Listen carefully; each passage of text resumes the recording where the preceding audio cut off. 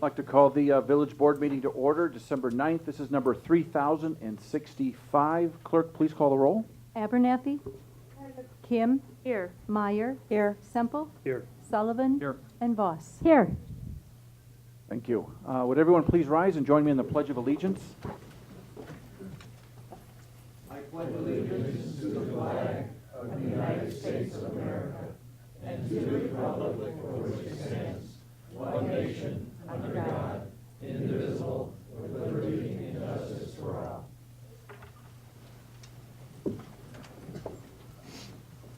Thank you. First on the agenda here tonight would be the approval of minutes. I need a motion to pass the minutes for the Committee of the Whole meeting from November 25th. This is Exhibit 1. So moved. Second. Motion by Kim, second by Voss. Discussion? Clerk, please call the roll. Kim. Yes. Voss. Yes. Abernathy. Yes. Meyer. Yes. Semple. Yes. Sullivan. Yes. Motion carries. Next, the minutes for the Village Board meeting on November 25th, Exhibit 2. So moved. Motion by Voss. Second. Second by Abernathy. Discussion? Clerk, please call the roll. Voss. Yes. Abernathy. Yes. Kim. Yes. Semple. Yes. Meyer. Yes. Sullivan. Yes. Motion carries. At this point comes the time when, in our meeting, when we do the portion for public commentary. Now, later on, we have a ordinance on the property tax levy and abatement. And because we're not levying a certain percentage more than last time, we do not need to have a hearing. So this is the time when anyone that wants to speak up about the property tax levy or the abatement, it would be good during this time in public commentary for you to address the board pertaining to that, because we won't later have a hearing. Okay? Otherwise, along with that topic, anyone else want to address the board at this time? We have two hands. Anyone else? Okay. Okay. Go ahead and come on up. Give your name to the clerk. And My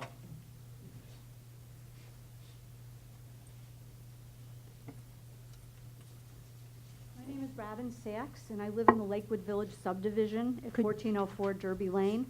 The Hawthorne Industrial Park is directly behind my home, specifically a business called Quality Hydraulics, which is located at 1415 Wilhelm.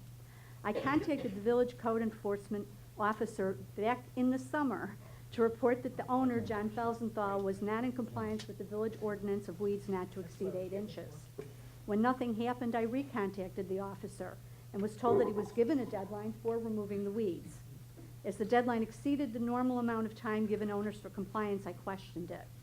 I was told the extension was because the owner was out of town. When that date came and went, I checked with the code officer again. She responded that the owner was quote-unquote given a pass. When I questioned by whom, she said by herself, her boss, and several other people. She then told me the pass was given because the owner had never cut the weeds and didn't have to start now. Well, I thought that was rather unusual, so I contacted Mr. Schubkegel.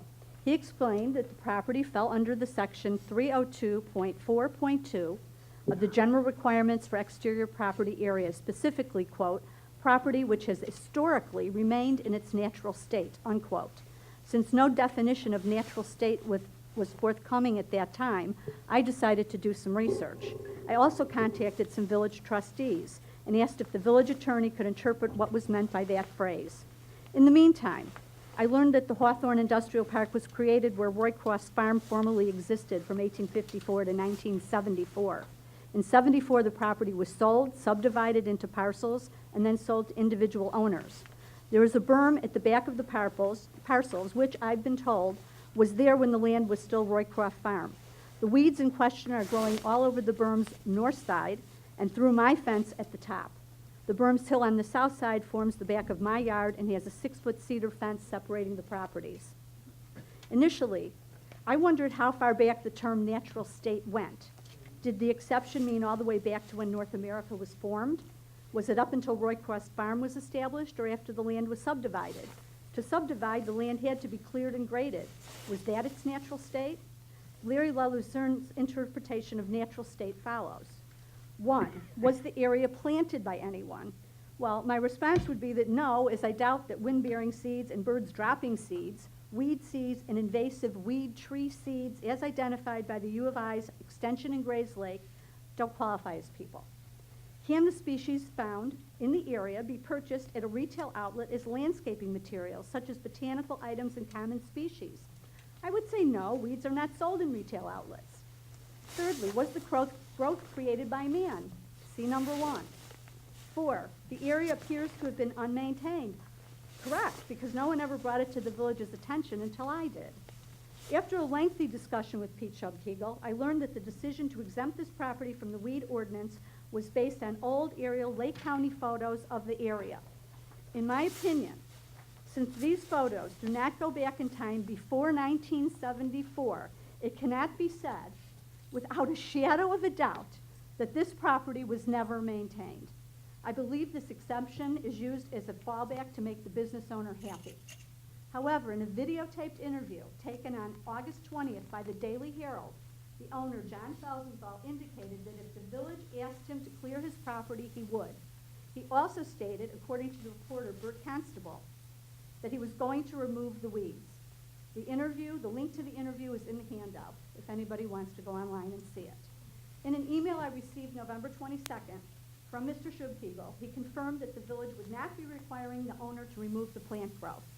He also, at that time, referred to the property as a quote-unquote green space, which I found to be confusing. First, the area is given an exemption to the weed ordinance, and then it suddenly became a green space, also known as open space reserve. A green space, as defined by dictionary.com, is, quote, a plot of undeveloped land separating or retaining or surrounding areas of intensive residential or industrial use that is maintained for recreational enjoyment.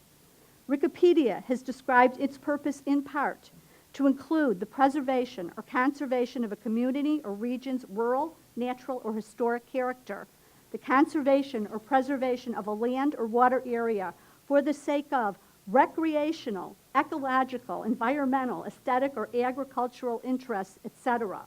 This area hardly qualifies as an open space reserve or a green space. It is filled with weeds that not only spread allergens, unhealthy allergens, but harbor rodents that carry diseases.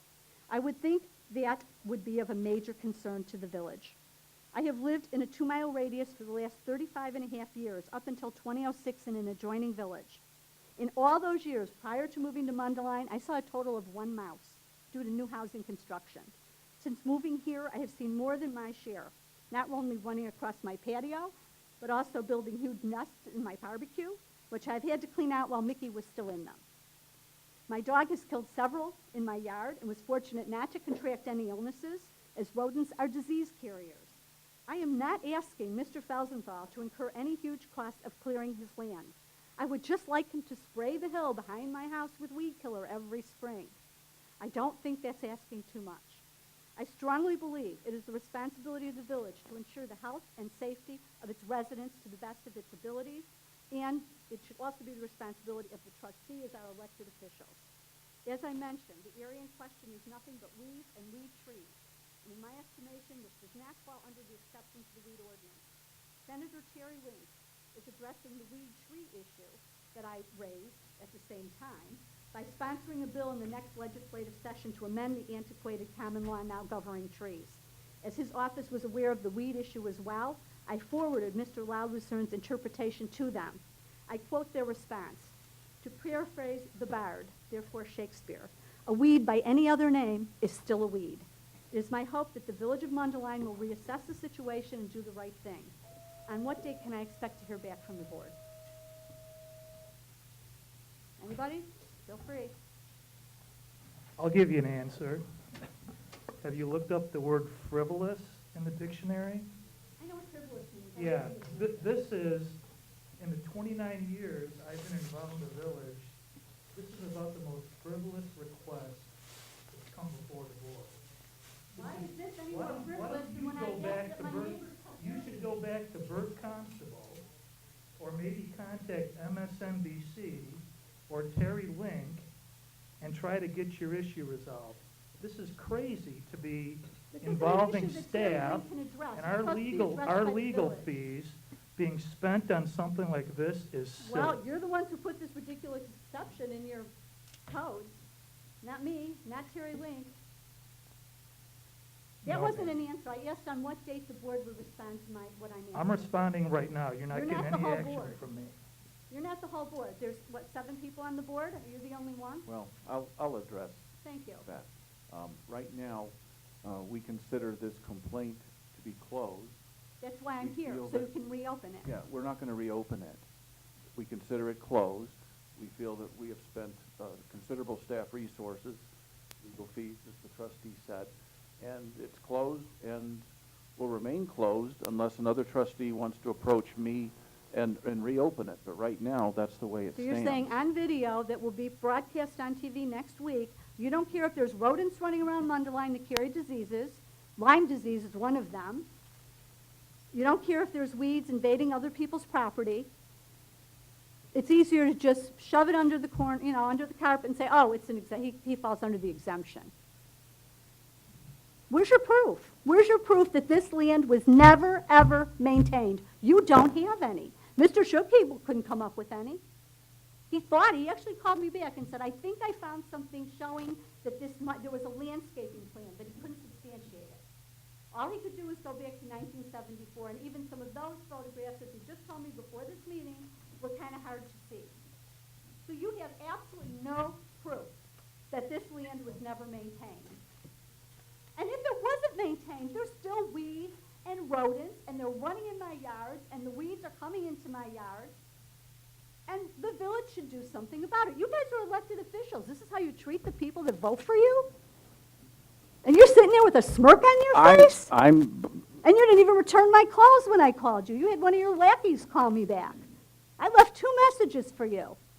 And somebody called me back and said, the mayor asked me to call you back. I said, you're not the mayor. I didn't want to talk to you. I wanted to talk to him. we Be have advised, you will exhausted not get my vote, and neither will most of you trustees, because you don't do your jobs. Well, as I said, we've exhausted a lot of. So have I. Well, My time's valuable. Listen, though, here, we're called trustees. We are entrusted with the public's money, okay? And Everyone safety here and pools- health. Excuse me. Everyone pools their money together and spends it on resources to help residents with various issues. And as it pertains to your issue here, we have spent as much as we are comfortable investing in exhausting, getting into the haven't details of your proved complaint. Your point. I'm sorry that You said feel the that land was you never didn't like the maintained. You conclusion, cannot prove but that. that's the conclusion we've made after having legal look at it, and we're all aware of your situation here, but we're done. Well, the next time I have to clean a nest out of my barbecue, I will bring it to your office and leave it on your desk and see how you like it, with the mouse still in it. And the next time my dog kills one in my yard, I'll bring that over to you too and see how you like it. And I will do my best to get some publicity for this, because you guys are not doing your jobs at all. Okay. Good evening. My name is Sherry Snyder. I live at 20 North French Court, Mundelein, Illinois. Could you I'm please here- spell your last name just so we Snyder. Thank you. I'm here to request that I finish or be given the opportunity to finish my due process on a variance that Ms. Fairstein of 16 French Court had started. I was misinformed and told to be very, very quiet when it was time for the trustees to hear what I should have said to them. I was told in a telephone message, which is still on the telephone, that said I should not even open my mouth. Not good, because it ended up, I'm still dealing with what you've codified as an 11-foot structure that goes straight up, and it completely blocks the sun. My backyard's unusable because I feel like I'm being closed in. And did you, any of you trustees, even look at what it was? I invite each and any one of you to come to my property, and as you walk on the side of my house toward the back of my yard, you will see how enclosing it is. My shrubs cannot grow.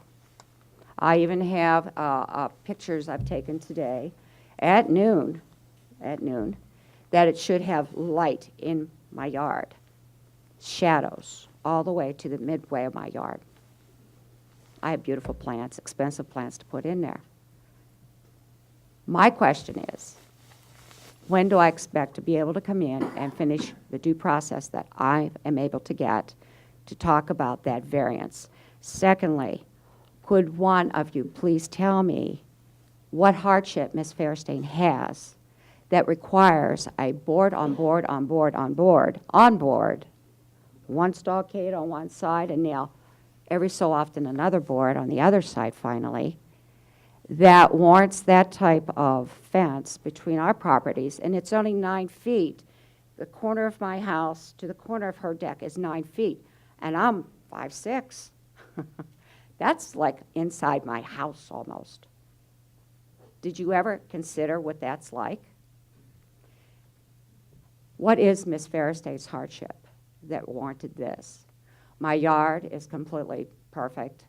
I have 11 degrees, not that it means anything, other than the fact I'm a horticulturist. I have an engineering background. I'm a scientist. I'm a licensed CPA. I'm an auditor. And I don't know, all the years I work or live around people and my neighbors, we've always had a very good relationship. And obviously, some people feel as though there's more to it than that and state that there's a problem. Well, I don't have problems because I'm too busy living my life and doing my professional jobs. I don't have time to go around causing grief and problems with other people, as some people have said I do, and told me I lie. I don't lie. I'm a professional, I'm licensed, and that's my whole life, integrity. And I've spent years keeping that value. And to be handed that type of behavior from my own village has me really wondering. So would one of you please tell me what Ms. Fairstein's hardship is? No one would ever explain that to me. The mayor is a presiding officer. It's not that I want to ignore you, but our mayor will speak to you. Okay, All right? Mayor. This is not a dialogue between the board. This is between the presiding officer. If he so chooses to address it, all right? Thank you. I don't want to pretend that I want to talk to the mayor whenever he wants to represent. This went before the Plan Commission, to address the Plan Commission there, right? I did not get any reports. I have no idea what went on, who talked to whom about what. My first off is, why a variance? What's the problem? Okay, my point is, you had a chance to address the Plan Commission in great detail, correct? We did, and they agreed that the structure should be Okay. lowered. And you Yes. provided as I recall, you provided a PowerPoint presentation. It wasn't as complete as I wanted, but in the final time we Well, had, that was it. It yeah. was included in the packet that the trustees received, Okay. and I thought you did a great job at presenting your case Well, in that PowerPoint file that we all had.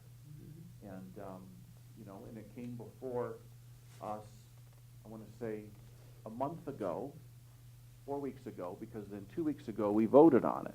The 11th of November, right. Right, and Yes. both of those, there was public commentary available in both of those. Well, sir, I don't mean to interrupt, but that point is very critical for the due process. I should have been able to talk. I was told not to talk. And if you want to hear that recording, I'd be more than happy to provide it to you. I do what I'm told to do with the procedures. This is not my daily thing of knowing how this works. I came in as a neighbor who has a neighbor that decides to put up an 11-foot structure practically in my backyard and right in my face, like I'm going to be sat on constantly when I'm out in my backyard. That doesn't make sense. And as an auditor, the first thing I have feeling going up is my red flag, because there's more to this than what you're telling me. So I put in FOIA, did not get all the FOIA that I requested. I had called and talked to Mr. Flynn, and he goes, well, you didn't request it. Yes, I did. I requested all. In my book, the word all means inclusively everything you've got. Okay, I did not get that. Okay. And me not being able to talk during the November 11th meeting, because I didn't know I was allowed to, then your due process was not completed on that particular variance. So it has to be reopened and done the right way. I'm an auditor. You do things the right way. You have a procedure, you fulfill that procedure, and then it's completed. This was not completed properly. Well, the issue is closed. Well, It's when, Really? you know, yes. And I know you were Oh. there, you sat in the front row. yes, I did, because month ago. Mr. Barrett told me, don't open your mouth. Do you want to hear the recording of that? I mean, really. Okay, I would be. You know, I only know what I'm told to do because this is not my everyday job. I'm not sitting here because I've been here every week for 38 years. I've lived in a village for 38 years. I raised 5 children in this village. I'm a good person to be around. I'm a good citizen. My house is in good order. I pay my taxes. I don't bother people. I'm a very active woman in a sense of education and doing things. And now you're telling me, as Mundelein, to not provide the proper due process to do this variance. And what is the hardship Ms. Fairstein has? Just tell me that one. What is the hardship she has that would warrant an 11-foot structure 9 feet from the edge of my house? You know, you were given, No. you had the ability, you had the opportunity. Now, here's the thing. You have a recording of your phone conversation with? My daughter has it on her phone because he called her and gave her that information. And you have a recording of the phone call where he said you shouldn't open your mouth? Yes, we did. Okay, well, you know what? I don't know. Can I go ahead and, I would, could you provide that for us? My daughter would be more than happy to. Okay. And that would mean I can reopen this and do it the right Well, way? no. Because you haven't given me due process. No, I You mean, haven't completed what you said I have the right to do. That is what I want. I want the right. And also, what is Ms. Fairstein's hardship to warrant an 11-foot structure such as this on top of my property? well, the hardship question goes to the Plan Commission, and they ruled on that issue. What was the ruling? What was the hardship, There were different sir? arguments presented here. Now, you were here during that time. What So was the here's what I hardship? want- I don't know what the hardships were. I was talking to one of the ladies on the Planning Zoning Commission as to what was the hardship, and the chairman was just going on about something else and upset because I asked that question. I did not get that answered. I'm asking it now. Since you have approved this supposedly without my due process being provided in here, what was that hardship that would provide an 11-foot structure 9 feet from the corner of my house? You know, the thing is if we reopen, I go down any path with you on this. Okay. I'm not going to reopen this, but here's what I want to do. I doubt that Mr. Barrera said that to you. That's But you know fine. what? I want to That's- go ahead and listen to that. We're going to listen to And it. if we listen to it, and it's obvious that what you say is correct, Mm-hmm. then we will definitely contemplate reopening this. Okay, in that light of sounds good. But I want to, That sounds that's good. what I can commit to you. So Okay, but one more thing before I leave. What is Ms. Fairstein's hardship that would warrant No. an 11-foot That's structure? what I'm not going to go down the road with Why? you on. Where is until where's the answer? Let me get the answer to this other issue before we even go down Why that is road. that? Why is this being kept a big secret? Because this is a closed issue. It's done. But I still voted have on the right to know the reason for her hardship and what is a hardship for her. Yeah, it's all in, well, the Plan Commission heard the argument and they ruled on it, right? They did not say what the hardship was. What is the hardship to warrant an Well- 11-foot structure? It's in the No, notes. I don't have that, sir. It's- Can you provide that in Yeah, it's in writing? available, those meeting notes are available Okay, online. Mr. Flynn said he would get me those, is that right, sir? Are you going to get me those papers to give me the exact reason for her hardship and what it is exactly? It's online, Mrs. Snyder. It's online on the agenda I want it notes. on paper.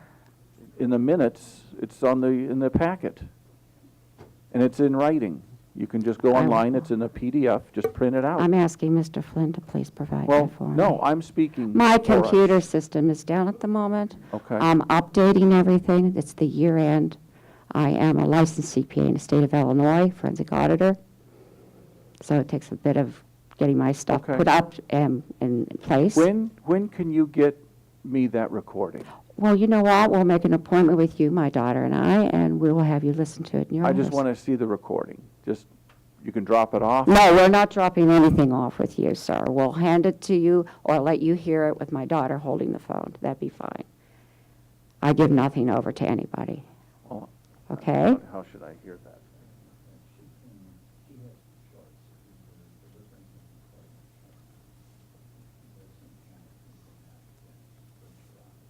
Yeah, at your office.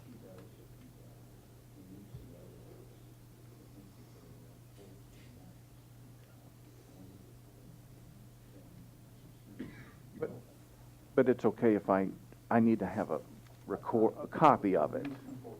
Yeah, I can't just sit there and listen to it on the phone with you. I need to have a copy of the Well, recording. then, are you capable of taking a copy of it when we come to your office? Do you have a device that can record it down? Well, how do you do that, sir? Okay. What, don't want to do what? Okay. Yes, I do, if you could tell me how to do that, Yeah, sir. if you need to drop off a copy for Oh, me. well, how do I do that, sir? Okay, can you put it on, say, a thumb drive? You know, Well, how do you MP do that on a thumb drive? I MP don't file, know. You know, give me, an audio file, on a thumb drive, something like that. Will you show me how to do it? Fine, if you got the equipment, we'll do it in your Well. office. And you will have that transcript, that'd be fine. Ask your daughter she'll figure it out. Oh, she will, If okay. if she got the recording, No, it's if she had the because tech- it's a phone message, if she had sir. it's a phone message. Yeah, she's an engineer, sir. Well, then she'll know how to convert Well, it to a file that you can drop She's a off. civil engineer, sir. She builds bridges. Pretty sure she'll know how to do that. Really? I think so, Okay. yeah. And if not, I'll call you and let you know, and then you can help me provide something to get it transferred over into written form. Okay? Well, I need to hear the recording. Oh, definitely, we'll Yeah. let you hear that. Okay. That's the idea. So do we set up an appointment with you, make an appointment, and make sure you're there? And my daughter and I'll come over and we'll do that I one way want or you the to other. drop it off at Village Hall, at your convenience. And if I can't make, could we make an appointment with you, sir? No, I don't want to have you in the room with me Oh, when I really? listen to it. I want to hear the Oh. recording myself. Oh, That- fine. I'm sorry, I think that's the best way to do this. And the reason for that is? I want to listen to it independently Yeah. of Oh, other, okay. Other you know, than, and of having you there. I want to Really? listen to it by myself Okay. and with perhaps legal there or something Yeah, like that. legal. But Okay. I want you to drop the copy off. And if you Okay. can't do that, I'm sorry. But that's where we're at right now. well, why are you saying that? I never said no. It's just a matter of how to get it provided to you Right. on your whatever copy you want. Okay. Okay. But what I'd like to say is that the deck and everything that was put up was a remnant of a swimming pool that was taken down 15 years ago. And the woman prior to Miss Fairstein that owns it now knew she wasn't going to stay there very long, so she did indeed. She fixed the deck up and stuff, so it wasn't bad. My son also helped her put grass seed down and clean up her yard, so there was no real problem with that deck. But the point is, I think as a resident of Mundelein, it would really be nice to see anyone that takes an above-ground pull down to take the unnecessary barriers, which are still up around surrounding this 11-foot deck, which is 8 feet high, terrible looking, and she plasters another stick on it to put lights up. Come on. And you want Mundelein to look good. Don't think so. I mean, I was here when you had your consultants come, and, you know, you look at your badge and you go, wow, everyone will know this is Mundelein. And if you really want that to happen, you've got to treat your citizens properly. I mean, be concerned about them. I mean, don't put a 11-foot structure on top of their house and say, well, it doesn't bother me. Well, then come on back where I live in the back. And it's not livable, sir. It's unacceptable. And I don't think you would like it either, okay? So just driving by something. As an auditor, the first thing you learn right off the bat is you go to the site and you look at stuff for yourself. You don't take anything for granted, or you make no assumptions. So just driving by it is one thing. But actually getting in the backyard and going, oh my God. And it's not my comment either. It's other people that have come to my house and like, oh my God. So my yard is useless, and in the code it provides for having sunshine and air in your own yard. I don't have that anymore.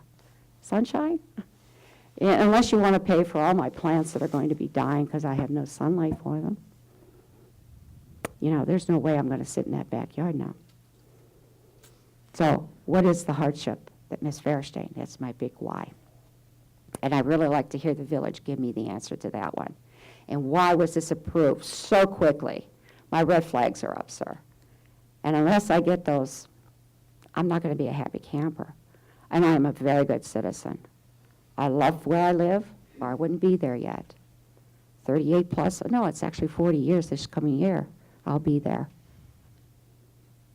And it's a nice community, but not now. I mean, you're letting people do this? I'm very disappointed in Mundelein and the trustees that let this go through.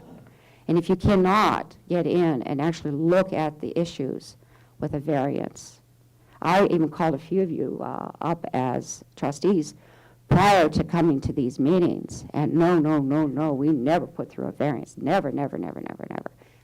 You just did. And my question is now another, why? Very disconcerting. And my question is, why? Okay. So if this ever happens to your property, that just might happen because you've opened the door for other people to put a variance with an 11-foot object on top of other people's houses. Of course, you probably will not grant that variance. My question is, why did you grant the one for me? Okay, I do have ideas about why, but I'm not going to go into that now. But I want to know Ms. Fairstein's hardship that requires a fence like that, 11 feet high, and what does one do outside that requires an enclosure of 11 feet high outside? What is she doing? Is there something that's not good going on? I'll leave you with that because maybe that's true. So we'll talk to you, Mayor, and thank you, everybody. You have a great evening. Thank you. Anyone else? Okay. This takes us to presentations and awards. I'm going to turn it over to Chief Gunther and Chief Sashko. Thank you, Mayor, Board, appreciate it. Sarah, you want to come on up? We talked last board meeting, I think, about a pretty significant incident on the night of November 9th. There was a large fire at 421 South Lake Terrace.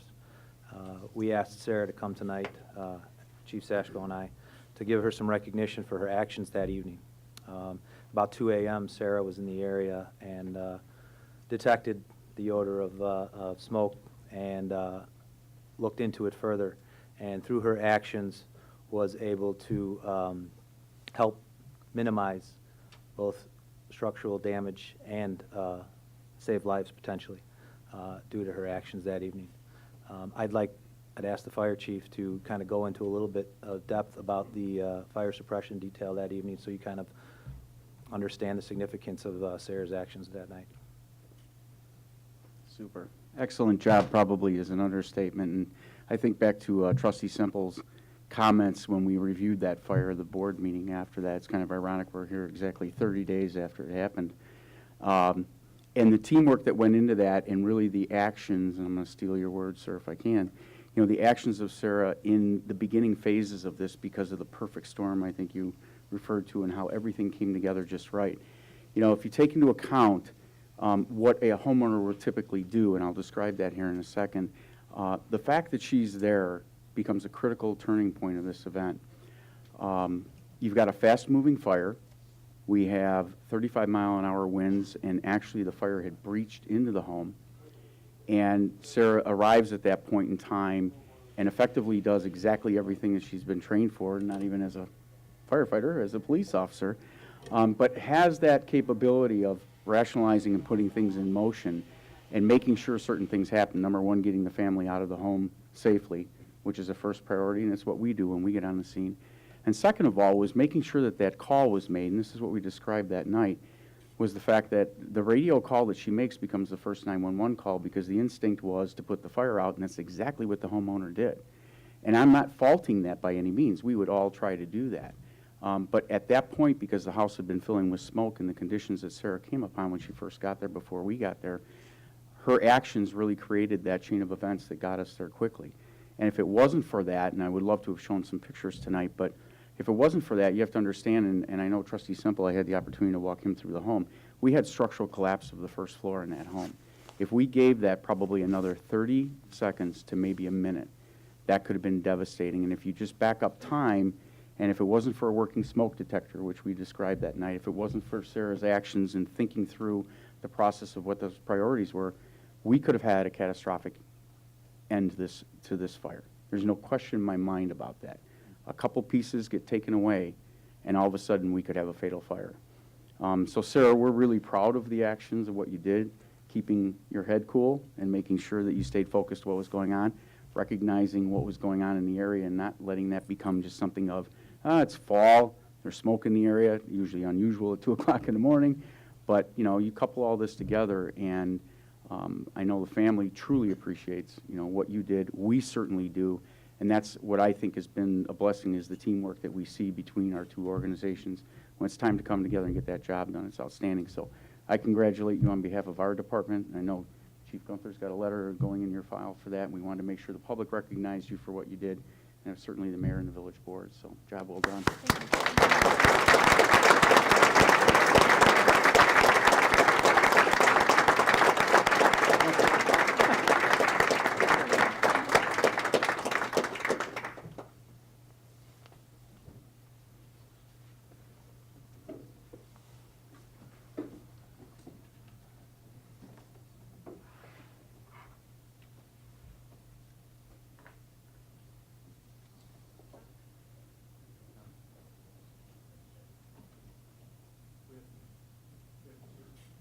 Yes, sir. You're going to do that? Yes, sir. Okay. Now we come to the CERT team graduating class. I'll turn it over to Chief Sashko. Thank you, sir. Just briefly, because I'd asked Julie Rick to come on up here, and I'm just going to give her the podium right away. Just a little history on CERT, you know, just for the board, just as a reminder. You know, it's a program that was born out of, where's Julie at? There you are. Come on up, come on up. Our team leader. You know, this program was born out of back in the late 80s when the San Francisco earthquakes happened. And we talk about first responders and what really happens in the community. And I think Julie's going to go into a couple comments about recent events that we've seen. But how the fact of the matter is first responders usually become community members. Normally, you know, we're actually secondary responders. And it's really critically important to see what has happened with this team and its growth. We had 20-plus people in this last class that are now new members of the team, which is a new asset within the village, and the ability to respond to things. And I think Julie's going to go into a little bit of what we've seen locally in the last 30 days in the Illinois area, and I'll turn that over to her for a little presentation. Thank you. Thank you. Mayor Lentz and the board, thank you for the opportunity tonight to share some of the accomplishments of the Mundelein CERT team this past year. The members of CERT, and our acronym is Community Emergency Response Team, are trained in emergency preparedness so that they can help their families, themselves, their neighborhoods, and then the community in the event of a large-scale disaster. And as Chief Sashko mentioned, the events in Washington, Illinois a few weeks ago certainly are a reminder to all of us how unexpectedly and suddenly situations like that can come up, and when individuals such as members of the CERT team can be called upon to respond and help those around them. Our CERT team meets for refresher training and drills and also provides support to the village in a number of different ways. This past year, our CERT team gave over 170 hours to the village during first aid stations, and we provided first aid during all of Community Days, during Beer Fest, and One World Mundelein. They have also provided traffic and crowd control at park-on-park events throughout the summer, at the 4th of July Parade, and at the Mundelein Homecoming Parade. In total, our team members this year volunteered over 1,700 hours, and that's pretty significant, I think. The CERT team has also worked closely with Mundelein High School to develop a congregate sheltering plan, and the team is well prepared to open and staff a shelter for village residents if the need for that situation would ever come up. Another role of CERT is to educate the community on the importance of emergency preparedness. And through participation in a variety of events this past year, we have provided this information to 450 families in Mundelein and the surrounding communities. To become a member of the CERT team, individuals must complete a 20-hour instructional course taught by certified trainers who are also members of our team. And as Chief Sasko mentioned, that course occurred for us over a weekend this past October. We trained 24 members during that weekend, and 20 of those have elected to join the Mundelein team. They are enthusiastic, and they bring with them a variety of skills and backgrounds, as well as a desire to serve the village and its residents. So at this time, I would invite those new members to please stand and be recognized by all of us for their commitment to the training and for their willingness to participate in the activities of the Mundelein CERT team.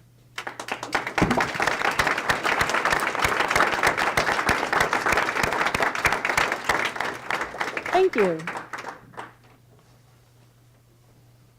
Well, I want to thank all of you for volunteering to do that. That's just excellent, and we can't thank you enough. I know it's a lot of training and a lot of work, and you know, God forbid something huge should happen that we need all of you at once, you know, but it really provides some peace of mind to myself, and I know the other trustees and staff, knowing that you're there ready to serve should the day ever come where we need all of your services like that. So again, thank you very much. Yes, go ahead. I just wanted to ask, how many CERT team members, or how many CERT team members do we have in Mundelein now? 52. 52? It's an impressive group. It's interesting because we get people from other communities to say they want to join the Mundelein CERT team and be a part of the success that they've really developed regionally. It's pretty amazing to see what they've done. So congratulations.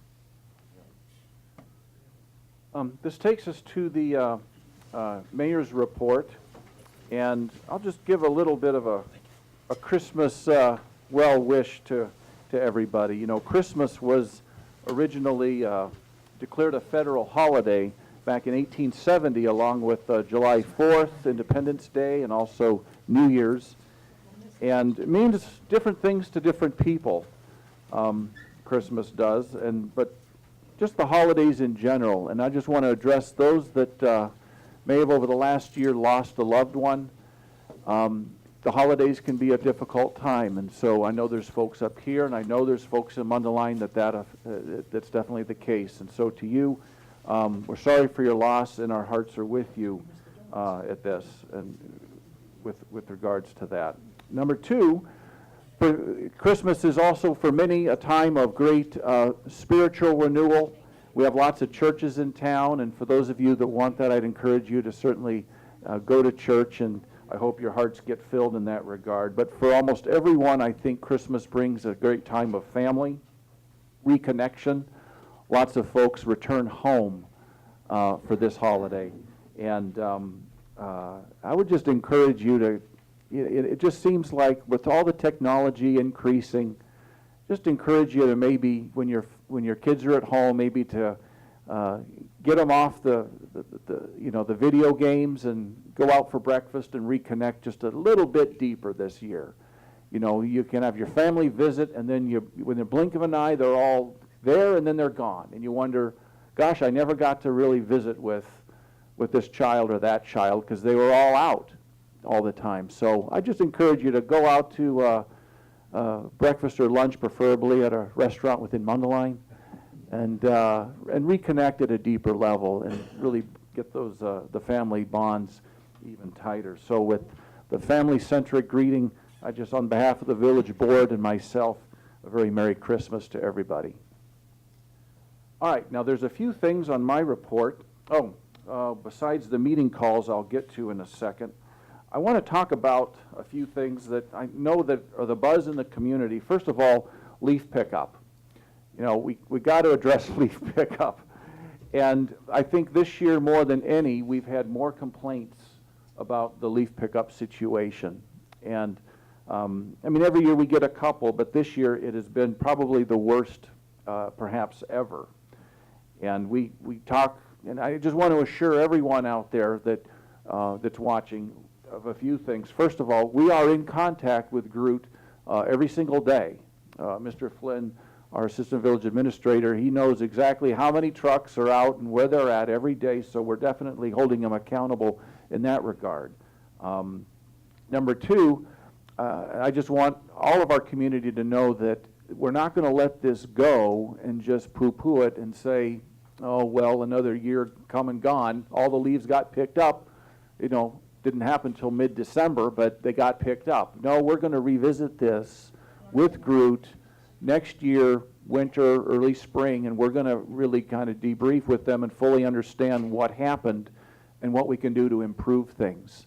You know, if the weather patterns we've had for the last 2-3 years are the new normal, leaves dropping later, we can't have it like this. We have to make some adjustments. And so you can be assured that we will get some answers and have some degree of direction and understanding moving forward so that things can be improved in the future here. Next, we need to talk about Dominic's. There's a lot of, talk going on, and I think there's some rumors going on that we need to kind of address and just clear up. I can tell you, for me, it hurts me as much as anyone out there. I live close to the Dominic site. One of my children was an employee there. Another one was at the Starbucks right across the way, and that's gone. So anytime something like this happens, you know that it impacts me at least as hard as anybody in terms of losing a piece of our community like this. With last week's news about Mariano's taking Gurnee and Buffalo Grove, I found that to be a huge disappointment. It hit me like a hit in the gut. We have a lot of people that shop at Mariano's, and we're 6 miles away, almost within a few yards, which is their business model. We did call Mariano's direct and inquire and make sure that they understood we were very interested, and we're right on the border of their business model as it, they want to space them out a certain level. And so, they chose to go in a different direction. It's disappointing, but we are endeavoring to speak with the owner and the broker of the owner, and we're pretty, I'm convinced that our staff and myself, we've done everything we can do at this point. We just have to wait and for some good news to come there, and then we're on top of the situation. Now, there's a rumor going around that somehow the village got a liquor license request for the site, and we declined it and all that. I can assure you that we have not received any liquor license request for that site as it pertains to this grocery store. There's nothing to that, and in fact, I think we stand at the ready to respond to something like that very quickly, and really facilitate things to get that site filled up. One thing we did do is we put out on the table is that we're interested in, for the right grocer, we'll discuss an incentive agreement.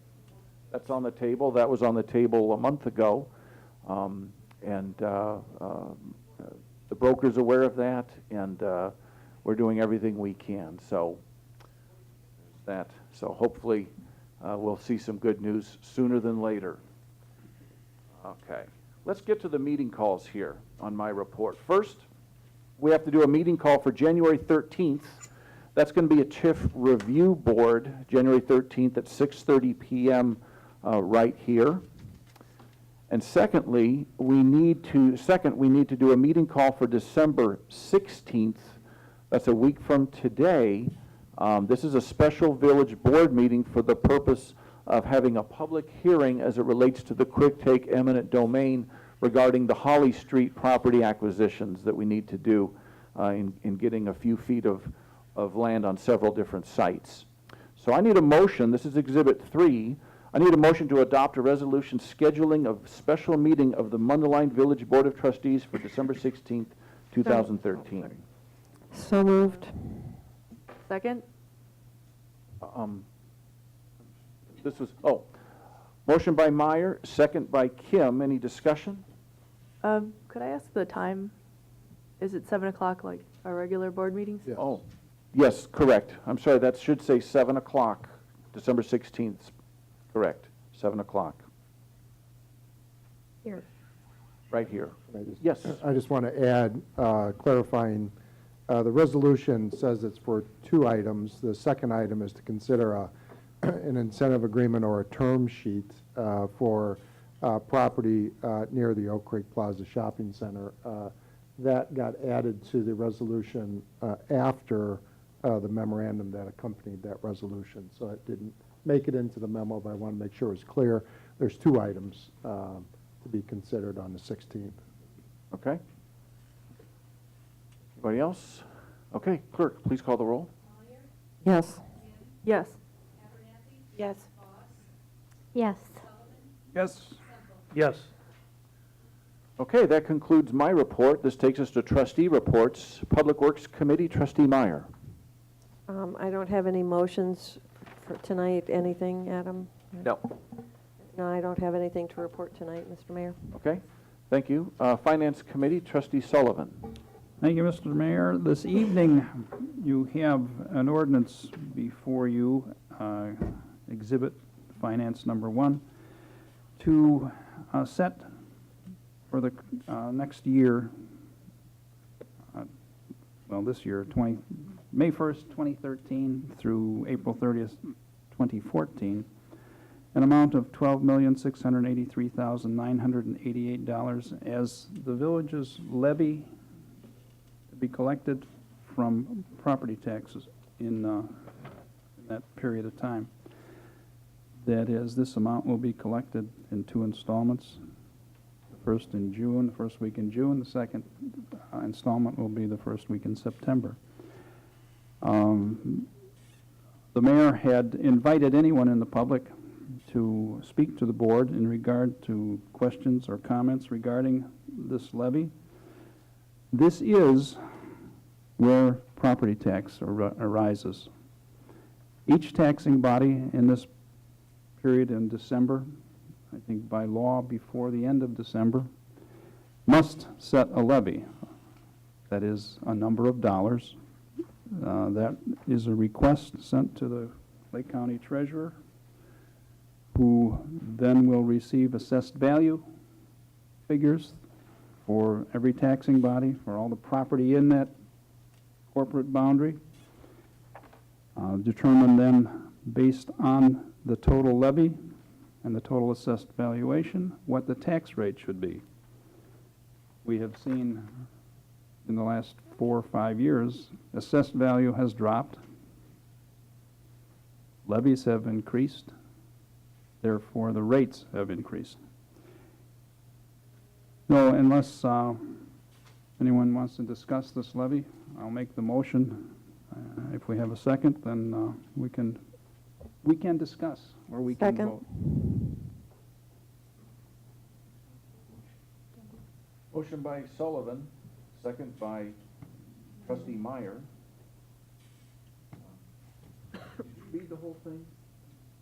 Yeah, my motion is to pass an ordinance for the levy of property taxes for the current year beginning May 1st, 2013 and ending April 30th, 2014, in the amount of $12,683,988. Should also say that this is an identical amount to last year and to the year before that. So this is the third property tax levy that has remained the same in dollars. Now, the different funds that we apply this to have increased or decreased. It is nobody's surprise that the police and fire pension fund has increased substantially. But to compensate for that, our corporate fund, that is the fund under which we operate the village, has decreased. And we've made some serious efficiencies over the last few years in order to not levy any more dollars against the assessed value, the property in the village of Mundelein. Motion by Sullivan, second by Meyer. Discussion? Clerk, please call the roll. Sullivan, Yes. Meyer, Yes. Semple, Yes. Voss, Yes. Kim, Yes. Abernathy. Yes. A second motion. Yes. Yeah, then the mayor votes yes as well. Oh, okay, thank you. The second motion we have is an ordinance, that is a motion to pass an ordinance providing for the partial abatement of this levy for the bond levy fund for 2013 in the amount of $833,782.50. This is also something that we have done on a regular basis in conjunction with the levy. It reduces the levy by that amount. It's done in order to preserve the funding, if needed, for future years. But in this particular year, we are going to abate this amount and, in effect, reduce the amount we need to collect. So I'll make the motion to approve this motion number B, or letter B, to abate $833,782.50 from the levy. Motion by Sullivan, Second. second by Meyer. Discussion? Clerk, please call the roll. Sullivan, Yes. Meyer, Yes. Semple, Yes. Voss, Yes. Kim, Yes. Abernathy. Yes. Mayor votes yes. Thank you. And this evening on our bill list, we have bills to pay or to approve the payment of in the amount of $827,523.07. Some of the major bills to be paid are the bill to the Joint Action Water Agency, that is our Lake Michigan water provider. This in the amount of $164,229.12. We have two bills to pay Weston Solutions for their efforts in regard to the Village Hall Weston building. These two invoices total $245,829.26. And those will be approved on the omnibus list of motions. That's Okay. all I have, Mr. Can Mayor. you, yeah, you got to go to number Oh, two again, oh, there. that's right, yeah. The serious motions are over. Thank you. Yes, the second motion. I believe we will have an abstention, so this has been removed from the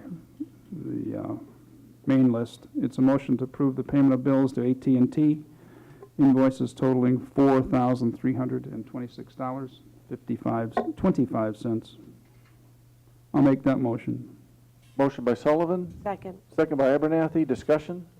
Clerk, please call the roll. Sullivan, Yes. Abernathy, Yes. Voss, Yes. Meyer, Abstain. Semple, Yes. Kim. Yes. Motion carries. Third motion, if you'll recall, at the last meeting, we approved the refinancing of one of our bond issues.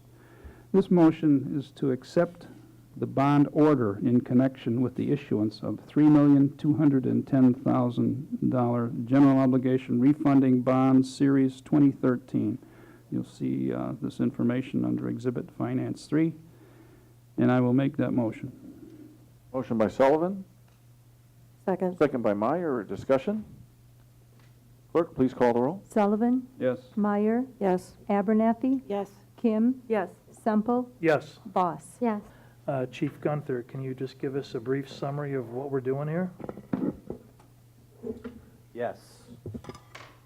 Number one, we are simply cleaning up our ordinances to come in line with state law. So currently, state law requires 8-year-olds be secured in at least a booster seat in the back seats. And this is just bringing our ordinance in line with that.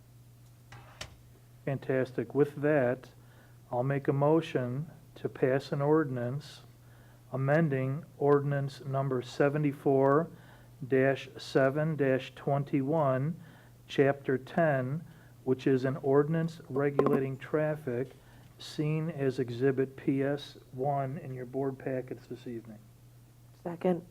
Motion by Semple, second by Abernathy. Any discussion? Yeah, I have a question. Yes, Trustee Meyer. For clarification, is it strictly only by age? Because I've heard some people say that height was involved. It is only by age at this particular point in time. And I mean, I guess the obvious question is, how do you prove an age of a child that doesn't carry an ID? It's no easier than proving their height or their weight at the time that they're in the car too. So, and it's the easier of the three, if you will, and that's particularly why we rely specifically on the age, because there is some documentation as to that might be easier to prove. Okay, so it is just age and height isn't involved? Right. Okay, thank you for the clarification.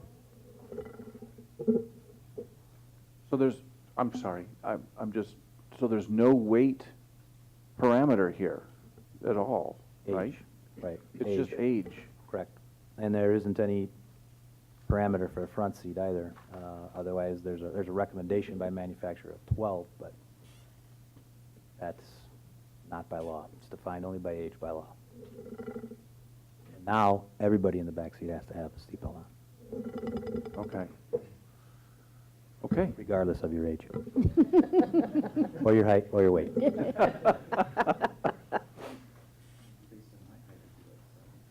All right, so we have a motion and a second.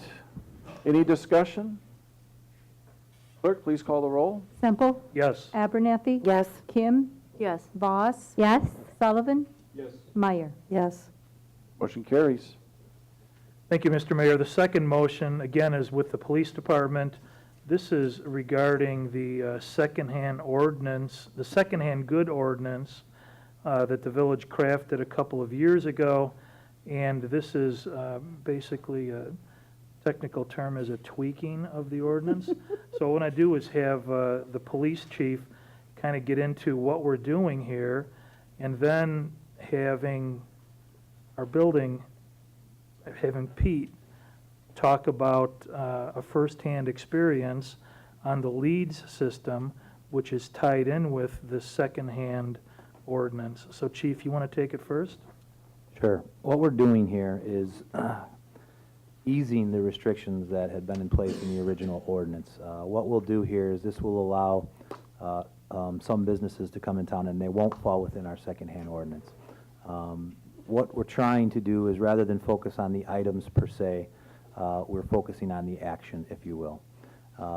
What we want to make sure that we don't become is allowing businesses that are fencing fronts, if you will, where stolen property comes in and is in exchange for cash or another item of value. That is what we're restricting by this ordinance. However, what we're opening here is the ability for businesses to obtain items outside the village, either through wholesalers or going through estate sales in other locations, or even in town, refinishing items and then being able to sell them again for profit on their business floor. So it opens up a lot of doors for some other businesses to come in, and in the past we have had some interest in those types of businesses being here. However, with the way that the ordinance was structured, required them to fall within the secondhand guidelines and pay additional fees because of that. This will loosen that, not require them to pay those fees, and hopefully will encourage some smaller, mom and pop type businesses to be able to operate freely. Peter? Just a few comments about the leads online is about 3 or 4 weeks ago, I was the unfortunate victim of a garage burglary at home. And while I thought all was lost, Just about a week ago, I got a call from the sheriff's department. They found half of what was stolen at a pawn shop in Waukegan due to leads due to leads online. And Well, isn't it leads works. online a legal requirement up In in the Wisconsin? state that I live, it is mandatory requirement for any pawn shop. And getting back to this motion I'm going to make in a minute, we're tweaking the ordinance rather than rewriting the whole thing because our legal advisors, our attorneys recommended a rewording rather than a rewrite was the best thing to do from a legal perspective. So with all that, I'm going to go ahead and make the motion, and then we can open up for discussion after that. So I'm going to make the motion to pass an ordinance amending ordinance number 10-10-63, regulating and licensing dealers and secondhand goods seen as Exhibit PS-2 in your board packets this evening. Second. Motion by Semple, second by Voss. Discussion? Yeah. Trustee Meyer. And I really, really appreciate every tweak we make to this ordinance because all we've done is made it better and better. Couple concerns I have, and I think that we are better served rewriting, and I sort of disagree with the legal opinion in the sense that looking for a paper trail as being the best way to do that, because we frequently rescind ordinances and rewrite them. We do have a paper trail. This is a public meetings. All of our work is on the website.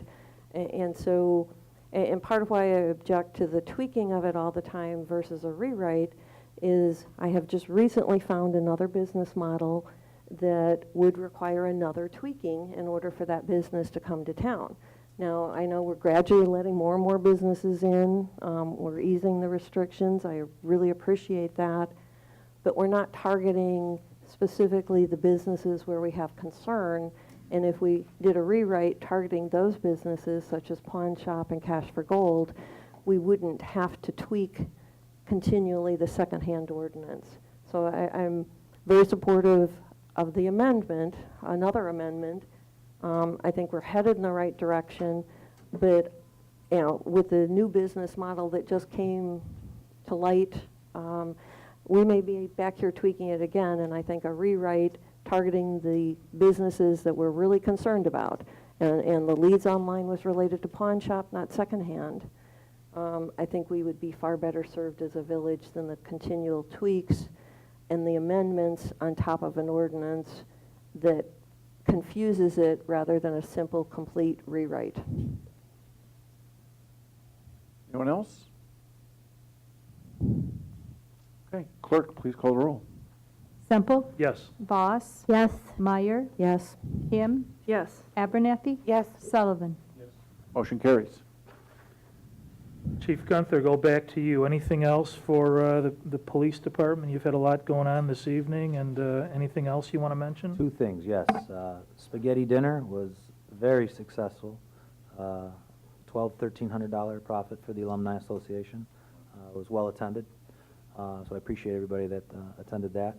And also on Saturday morning, we will be doing Shop with a Cop at Target, 7 a.m. 7 a.m.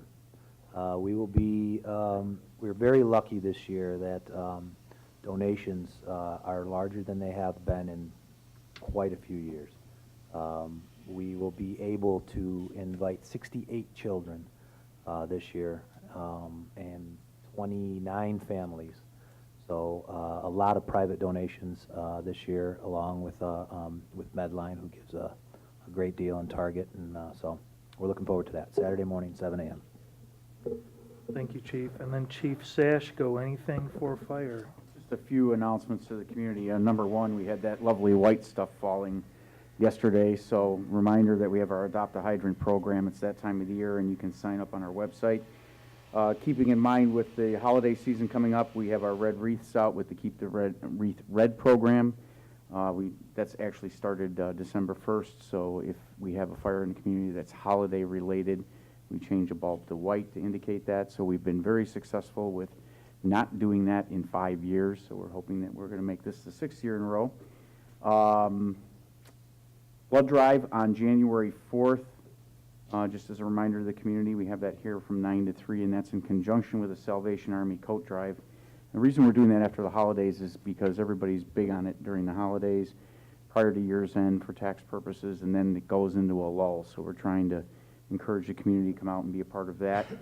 And also just to the community, the Red Cross Heroes program is open right now. So if you know people, you can go to the Red Cross website, people that are in nursing, military, fire, community service, a variety. There's 12 different categories. We're looking for nominations throughout Lake County for that in general.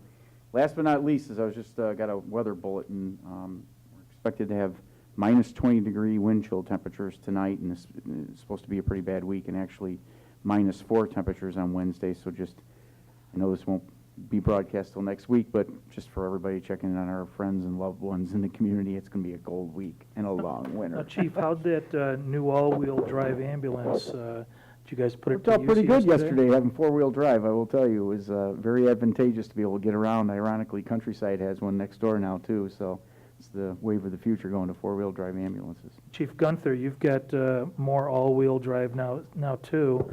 Those work out good for your staff? Are they liking the vehicles? Yes, and if you didn't get a chance to see it, we had brought one before the board meeting. And I'm sorry, I apologize if the license plate vehicle wasn't ready tonight, but we'll bring it to another meeting coming up here. Is it outside? Thank you, Not Mr. allowed Mayor. I've said enough tonight. Okay, thank you. Possibly more than enough. Trustee Voss, Community and Economic Development. Thank you, Mr. Mayor. As always, I have a list of new businesses. We have Liquor Plus that opened at 712 South Butterfield Road.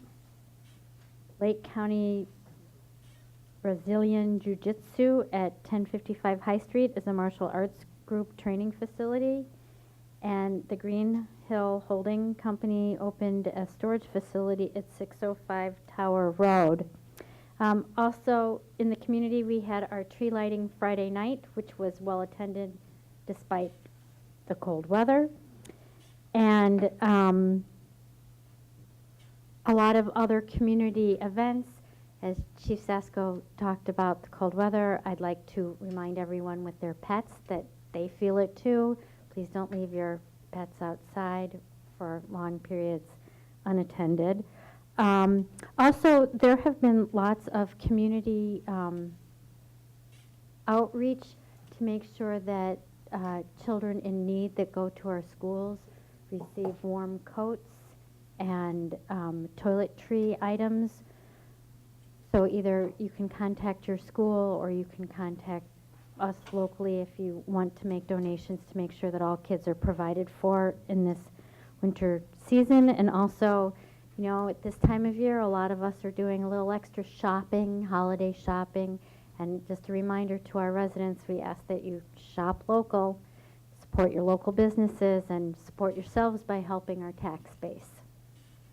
That's all. Thank you. And to add to that, Trustee Voss, for those that travel, when you're in hotels, the shampoos and conditioners and soaps and a variety of different things hotels provide make excellent items to provide to charity. Thank you. Okay, Communication and Marketing, Trustee Kim. Wait, no, yeah, the mic here. I have no report, Mr. Mayor. Okay, thank you. Trustee Abernathy, Transportation and Infrastructure Committee. Yes, thank you. Thank you, Mr. Mayor. I have a few things this evening. First, we have a motion to approve the preliminary engineering service agreement for federal participation with H.R. Green Incorporated for the design engineering of the Illinois Safe Routes to School improvements in an amount not to exceed $24,968.05, and authorize the mayor and village clerk to sign the agreement, as seen in Exhibit TNI-1. Second the motion. Motion by Abernathy, second by Trustee Semple. Any discussion? Clerk, please call the roll. Abernathy, Yes. Semple? Yes. Kim? Yes. Meyer? Yes. Sullivan? Voss? Yes. Motion carries. Okay, I also have a motion to approve the local agency agreement for federal participation with the Illinois Department of Transportation for the Illinois Safe Routes to School program and authorize the mayor to sign the agreement. Second the motion. Motion by Abernathy, second by Semple. Discussion? Clerk, please call the roll. Abernathy? Yes. Semple? Yes. Voss? Yes. Meyer? Yes. Sullivan? Kim? Yes. Motion carries. Okay, number 3. It has a few parts to it, Mr. Mayor. The West Holly Street PRV and water main request number 6 and change order number 2, as shown in Exhibit T&I-3. Part A, do you want me to do each separately? Yes. Okay, Part A. A motion to approve change order number 2 to the West Holly Street PRV and water main project, increasing the contract value in the amount of $8,417.50 to $903,770.50, and to authorize the village engineer's signature on the change order number 2. Second the motion. Motion by Abernathy, second by Trustee Semple. Discussion? Clerk, please call the roll. Abernathy? Yes. Semple? Yes. Kim? Yes. Meyer? Yes. Voss? Yes. Sullivan? Carries. Okay, Part B, motion to approve and issue a purchase order in the amount of $8,417.50 to R.A. Mancini Incorporated for the West Holly Street PRV and water main project. Second. Motion by Abernathy, second by Kim. Discussion? Clerk, please call the roll. Abernathy? Yes. Kim? Yes. Meyer? Yes. Voss? Yes. Sullivan? Yes. Semple? Yes. Motion carries. Okay, and C, motion to make a payment for request, motion to make payment for pay request number 6, the final, to R.A. Mancini, Inc. in the amount of $35,278.09 for the West Holly Street PRV and water main project. Second. Motion by Abernathy, second by Trustee Kim. Discussion?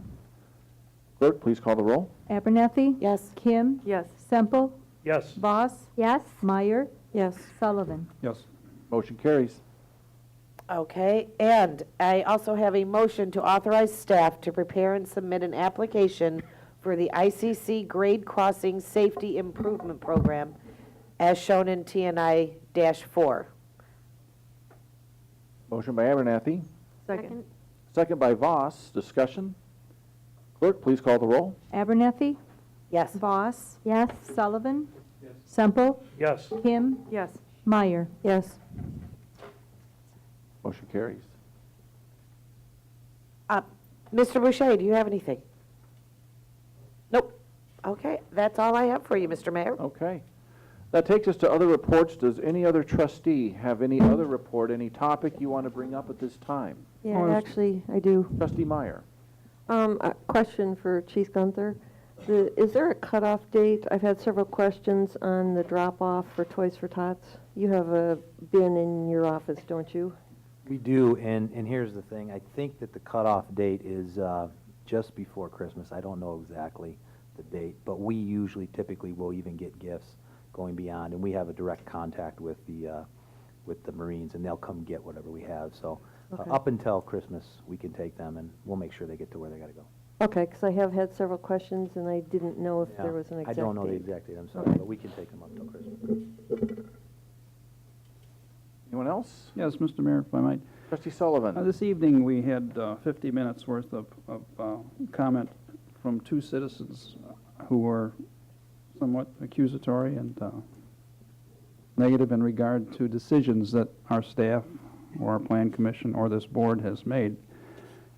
I want to assure you, now that my tongue has healed up, having it placed firmly between my teeth during all this testimony, that I stand behind our decisions in that regard, whether it be made by this board or by staff. I also, we had from one of our citizens a quote from Shakespeare.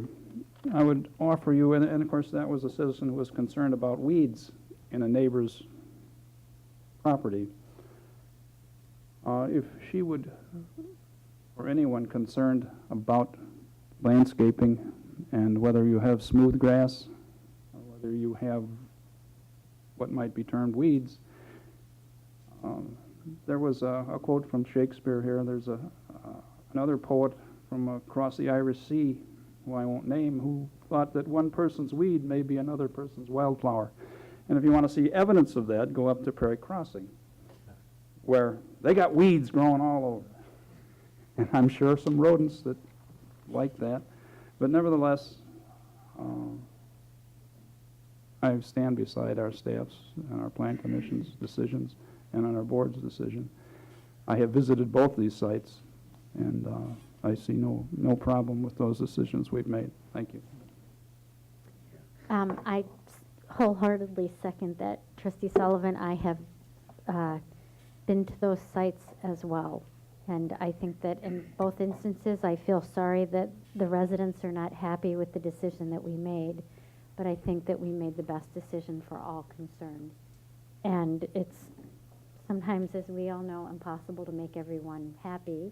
And the two most glaring occurrences just happened to come up both on the same night. Oh, well. In another matter, Mr. Boucher, of another resident that I think may fall into this category, I know that we have been repeatedly, over the years, been approached by a resident who believes that we should put in a speed bump on Lakeview, at Lakeview and Lincoln. And so he dropped off at my house some specifications for a 3-inch hump, or speed bump, as you would. And I'm going to pass this along to you for your review, if that would be okay. I have suggested to this resident that we don't have any in this community, and there's a reason, and that it would be very unlikely that we would have only one, and the only one would be directly in front of his house. But since he has asked me to pass that along to you, I'm going to do that tonight, okay? Okay. Thank And you. feel free to have him contact me directly, too. I've never received any. Oh, you haven't talked to him? Because I'm pretty No. sure other staff members have talked to him. Over the years? Mr. May? Because I know that Mr. Miller had talked to him several times, your well, predecessor. I'd be more than happy to give him my dissertation on the disadvantages of speed tables or speed humps or speed bumps in the community. Great. Okay. Anyone else? Other reports? That takes us to the omnibus vote items. We have items, my thing doesn't go any farther, A through G. Does any trustee wish to pull any item A through G?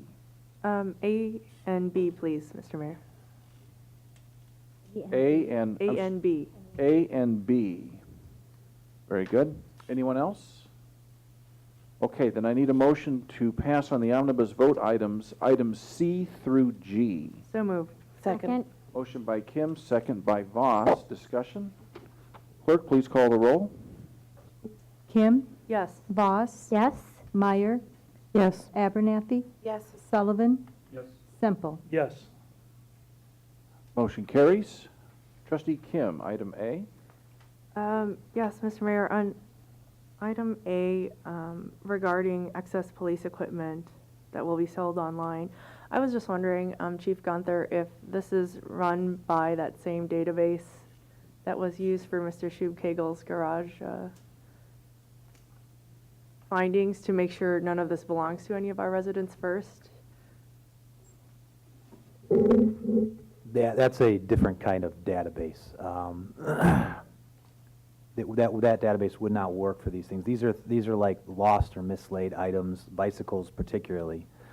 We do keep them for 6 months before they come here, give opportune time for people to come in and claim them.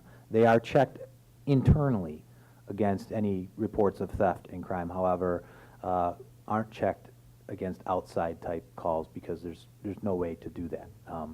This database specifically that we're talking to requires those shops to record that data, then at which time an item is taken, and you can cross-reference it to that. But because of this is not set up that way, so Okay, Okay?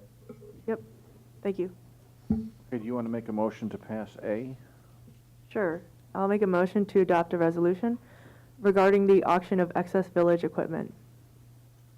Second? Motion by Kim, second by Voss. Discussion? Clerk, please call the roll. Kim, Yes. Voss. Yes. Abernathy, Yes. Meyer, Yes. Semple, Yes. Sullivan. Yes. Motion carries. Trustee Kim, item B. Yes, Mr. Mayor, I was just wondering on this network equipment, I know CDW has some sort of government discount. Does this provider also have something like that, or have we asked? Well, I don't know specifically on this one, but I know that we have found in the past that CDW has been too high, and that that's a point of discussion I know we have all the time, and we've kind of moved away from CDW, quite frankly, because of their high cost. And most of these, and I'll defer to Mr. Flynn, but I think a lot of these are, some of these are service contracts that we have on an annual basis.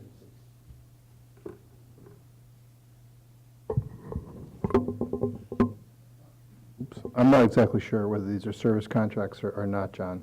Yeah, I think they are. Most of these are not purchases of new servers. I think they're service contracts. Come up annually.